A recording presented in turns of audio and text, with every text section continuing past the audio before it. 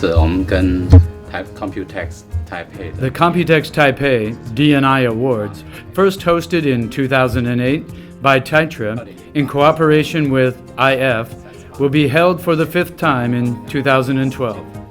There were only 138 entries in 2008, yet the number of entries this year has raised greatly to a total of 204. It's our pleasure to have heavyweight companies such as Acer, Gigabyte, MSI, Thermaltake, and Realtek Semiconductor Corporation join the event. It is also the first time for HTC, one of the top 100 brands of the world, to enter the D&I Awards. COMPUTEX is an event which values creativity, new thinking, and design. Hence, being able to present and award these innovative products with gold awards in the opening ceremony is important and meaningful to COMPUTEX. On the day before the grand opening, we will hold a press conference to introduce these products, increasing their exposure.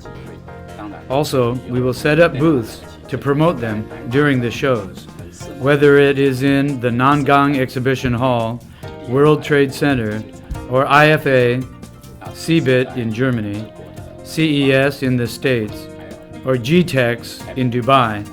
We will adopt different ways to increase publicity and introduce the D&I awarded products in all the international events and roadshows held by Taitra. We are honored to partner up with IF, International Forum Design, to hold the momentous D&I Awards. Such events have helped numerous ingenious products from Taiwan step onto the world stage and achieve higher sales.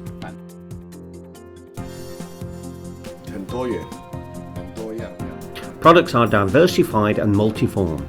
Our evaluation standards will be a bit stricter because COMPUTEX only allows mass-produced products and listed products of the last 2 years or next year to join the competition.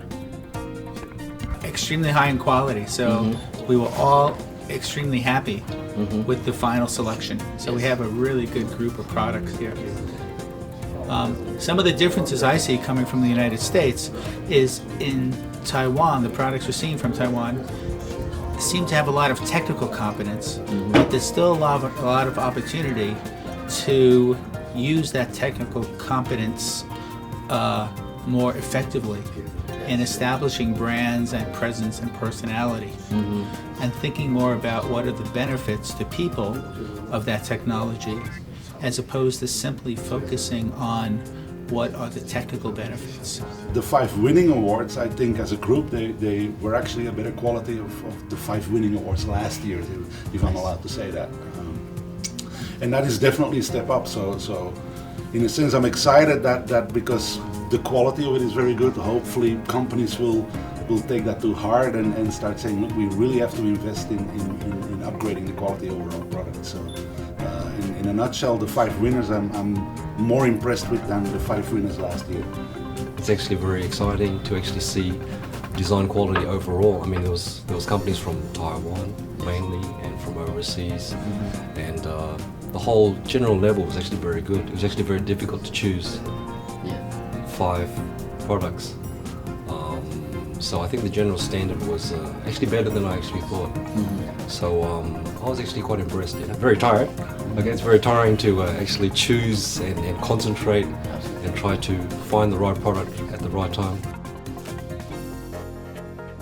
Well, I think what's very interesting is, and this is a bit of a change that I've seen in the last couple of years coming from, my perspective in the US, is that I used to think of awards as passive. Designers would do something and the award committee or the museums or the exhibition which would follow. What I'm realizing now is that the criteria of design awards actually establishes the standard for the entire profession. So in other words, I used to think awards were passive. Now I realize that they are an amazing influence on the whole field of design and, for Taiwan, the whole field of electronics, right, IT, in this category. Because everyone wants to win an award, what is happening is that the awards are setting that holy grail of what great design is about. So it's very interesting how much effect an award program can have on the entire profession or an entire industry. It's a design and innovation award. There was actually a lot of innovation, what we saw today as well, yeah.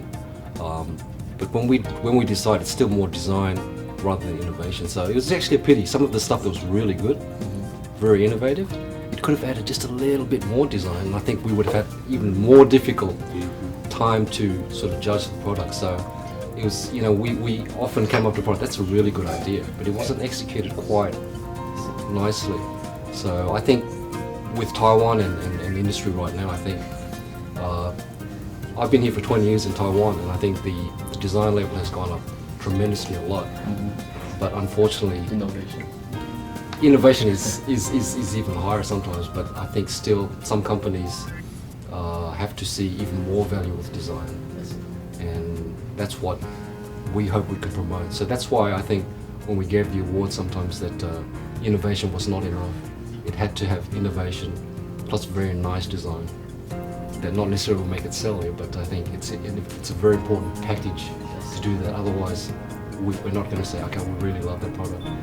Okay, so we're not going to buy a product because it's great innovation only, but it has to be the whole package, and that's what we're trying to promote, I think, with the Design and Innovation Award. So that's basically it. The IF Product Design Award is one of the most prestigious awards in Germany and has been held in Taiwan for 5 years. The IF Product Design Award stands for the International Recognition of High Quality. Reaching such levels for all the Taiwanese products will be the key to upgrade Taiwan's industries. I fully agree on setting the standard. I think that's correct. There is a little bit of a misconception with what we're doing. We are giving a design award, which means that the design of the product was properly done. You sometimes get afterwards is, but why didn't it sell well? Well, it's not because it's designed proper that the product is successful. There's a lot of steps that need to happen afterwards that need to be 100% correct too. That's one sideline on that. If you do not have the channels, you may have a great product, but if it never reaches the consumer in the right way, it won't do it very well. So from a raising the bar point of view, it has helped Taiwan a lot. And Taiwanese companies are really not focusing, but they're busy with it. They're busy with, look, we need to see that we can enter an award program, and there is a lot of pride of achievement when they get awarded. And that does only one thing, is, you know, raise the bar for the next year.